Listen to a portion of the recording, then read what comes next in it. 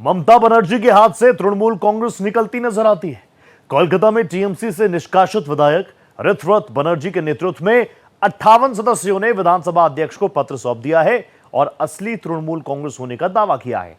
कांग्रेस का मानना है कि यह सारा खेल भारतीय जनता पार्टी के इशारों पर ही हो रहा है।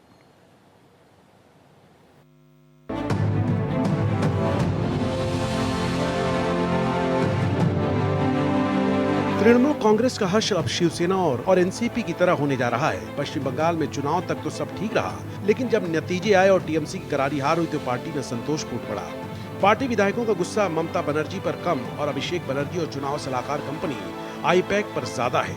मौका मिलते ही 58 टीएमसी विधायकों ने उन्हीं ऋतव्रत बनर्जी को नेता विधायक चुन लिया है, जिन्हें ममता बनर्जी पार्टी से निकाल चुकी है। West Bengal State Legislative Assembly is concerned, Abhishek Banerjee is nobody of the State Legislative Assembly. I can tell that. Abhishek Banerjee is nobody of this 18th West Bengal State Legislative Assembly, loud and clear. BJP का कहना है कि TMC सत्ता के बिना एक महीना भी नहीं रह सकती और यही हो रहा है। असली टीएमसी और नकली टीएमसी में अभी खींचातानी हो रहा है। देखिए, ये आश्चर्य का बात तो है नहीं, क्योंकि हम लोग कई दिन से, कई महीने से, कई साल से भी कह रहे थे कि ये तृणमूल कांग्रेस ऐसे एक पार्टी है जो पार्टी एक महीना भी सत्ता के बाहर नहीं रह पाएगा। कांग्रेस नेता अधीर रंजन चौधरी का मानना है कि असली टीएमसी होने का दावा करने वाले ये सभी विधायक बीजेपी के आगे सरेंडर कर रहे हैं। नहीं, ये सीधे डर के मारे बीजेपी पार्टी के सामने नतमस्तक आत्मसमर्पण कर रहे हैं। ये सारे जो चुने हुए जनप्रतिनिधि आज नया दल बनाने की कोशिश कर रहे हैं, इन सबको खिलाफ एक ना एक भ्रष्टाचार के आरोप है। टीएमसी में बगावत बीजेपी के लिए अच्छी खबर हो सकती है, लेकिन लगता नहीं है कि बीजेपी इन विधायकों को अपने साथ मिलाएगी। बीजेपी के पास भारी बहुमत है, तो ऐसे में बीजेपी को इन विधायकों की जरूरत नहीं है। मुझे लगता है इस विषय पे हमारे जो अध्यक्ष हैं भाजपा के पश्चिम बंगाल के समीक भट्टाचार्य जी ने, समीक दा ने बहुत स्पष्ट तरीके से उन्होंने कहा है कि कोई स्थान नहीं है, किसी को भी नहीं लिया जाएगा। ये बहुत स्पष्ट तरीके से कहा गया है और मुझे लगता है कि यही पॉलिसी, यही नीति एकदम सही नीति है, क्योंकि हमको जो मैंडेट मिला है, ये मैंडेट भाजपा को मिला है, भाजपा का छवि को मिला है।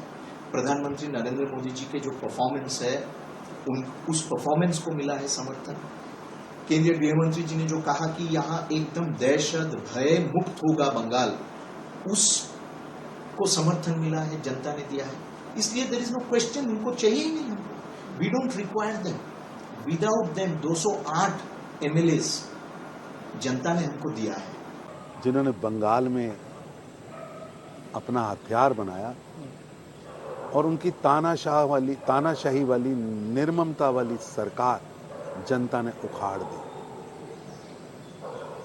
अब कुंठित, हताशा, निराशा में वो बेहुदा बयानबाजी कर रहे हैं। जनता ने आपको वोट की चोट से सजा दी है, उसे स्वीकार करिए। कांग्रेस का भी मानना है कि बीजेपी इन दागी विधायकों को अपने साथ नहीं लेगी। ऐसे में बीजेपी के ही इशारे पर ये लोग अलग पार्टी बना रहे हैं।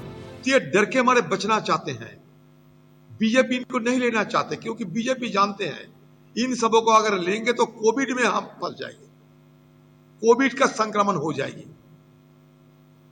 तो मोदी जी का वो नारा था ना, 2 गज की दूरी बहुत जरूरी, तो 2 गज की दूरी बनाए रखते हुए सलाह दिया कि अलग से तुम कुछ बना लो। इसमें क्या होगा, ममता बनर्जी की विपक्ष नेता बनाना असंभव हो जाएगी और ये सारे भागे हुए और भगने वाले जो एमएलए हैं, उन लोगों को भी बचने के एक जरिया मिल जाएगी और बीजेपी को बड़े आराम से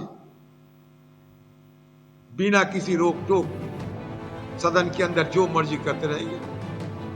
तृणमूल कांग्रेस ने पश्चिम बंगाल में अपनी सभी कमेटियों के साथ साथ अपने सभी फ्रंटल संगठनों को भी तत्काल प्रभाव से भंग करने का फैसला किया है। टीएमसी अब विस्तृत आंतरिक समीक्षा करेगी, जिससे सभी स्तरों पर कामकाज और संगठनात्मक कार्य प्रणाली का मूल्यांकन शामिल होगा। इस प्रक्रिया के नतीजों के आधार पर मुख्य संगठन और उससे जुड़ी सभी शाखाओं के लिए नए सिरे से तैयार संगठनात्मक ढांचे की घोषणा की जाएगी। Bureau report, Bharat express.